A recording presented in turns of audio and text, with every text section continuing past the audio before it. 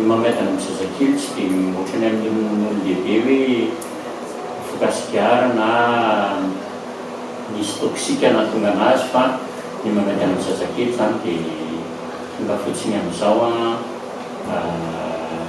tsy ho mametana vitsivitsy kely fotsiny. Ny mety hoe mahatonga cancer amin'ny ankizy kely vitsivitsy ka hoe misy facteur de risque hoe azo evitena dia ohatra hoe mivavy-pivoaka dia tamisy pivoaka dia natao radio dia tratran'ny radiation zany ilay zaza ho ankibo. Ny anankiray indray dia misy aretina mifindra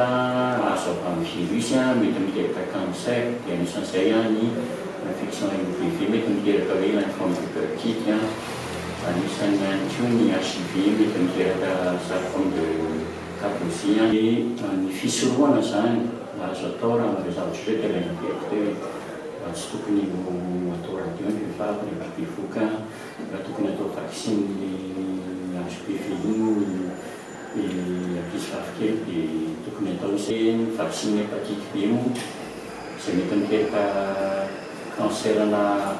rehefa anelina any rehefa ao anaty vaccine fanjakana iny iny rehefa système efa manao système fahasalamana.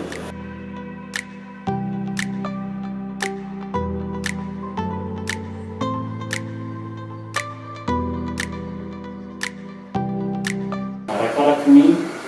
toerana misy an'ilay sy karazan'ilay mametana no trangan'aretina mety hoe ahafantarana hoe mety ho cancer ity. Matetika mivoto ny kipon'ilay zazakely tapitapoka betsy akoziny ao dia raha izay izy dia tumeur kibo tapitapoka zaza tsy maninona salama tsara. Ny anankiray indray dia mety mifanitona izy na mety marary andoha lava mitombo ilay aretina andoha dia ireny mety hoe tumeur any amin'ny atidoha. Amin'ny cas sasany indray tsy ampiraha izy dia mandeha ny ankivavany na mandeha be ny ornany amin'ny karazana leucémie dia matetika izay ataoko hoe fambararetina voalohany na hoe signe d'appel nga. Amin'ny sasany indray misy atodi-tarena ngezabe amin'ny tenda rehefa ngezabe na tsy mety afaka mihitsy io atodi-tarena io dia aleo manatona dokotera ihany na manao analyse fa mety ho sinana cancer. Ohatra ihany koa hoe manao fracture pathologique zany ohatra hoe nietsika kely ny tanan'ilay zazakely ka hoe tapaka tsy nenjera mafy akory fa ataoko hoe nanosika seza izy dia tapaka ny tanany dia mety manaitra antsika hoe sao dia mba cancer amin'ny taolana mety mahazo anazy.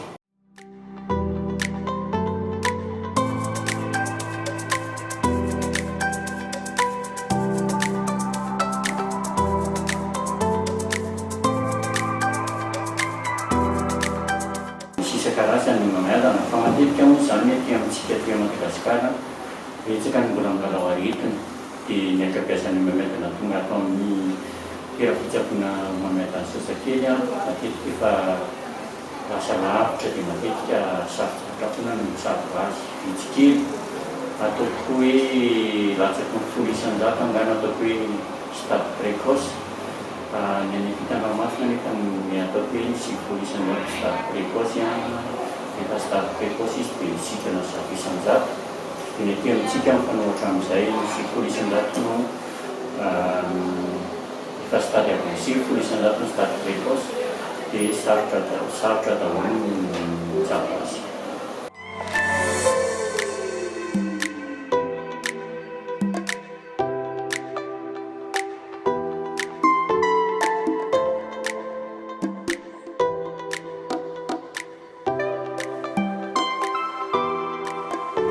Ohatra hoe agressé melo any amin'ny mpitsabo na aty amin'ny hopitaly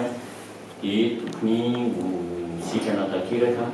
na farafaratsiny hoe ahitantsika vahaolana ny amin'ny fitsaboana anazy. Ny chimiothérapie zakan'ny ankizy kely soamatsara mihitsy fa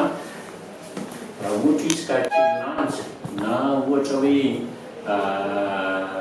ny simba ny taokan'ilay cancer na ny antony samihafa dia amboarina ny dose mety alatsaka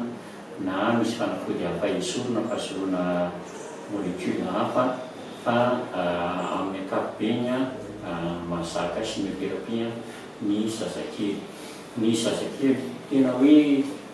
latsaky ny ambolana no hita hoe tena hoe mety mijaly amin'ny chimiothérapie fa ny zaza lehibe efa misy adaptation na dose zany fanamboarana dose zany dia tokony ho zakan'ilay izy. Mazava ho azy fa ny chimiothérapie misy effet maro isan-karazany izay hita amin'ny ankizy, ao ny mitsambolo, ao ny mandoa, ao ny simba ny aty vava, ny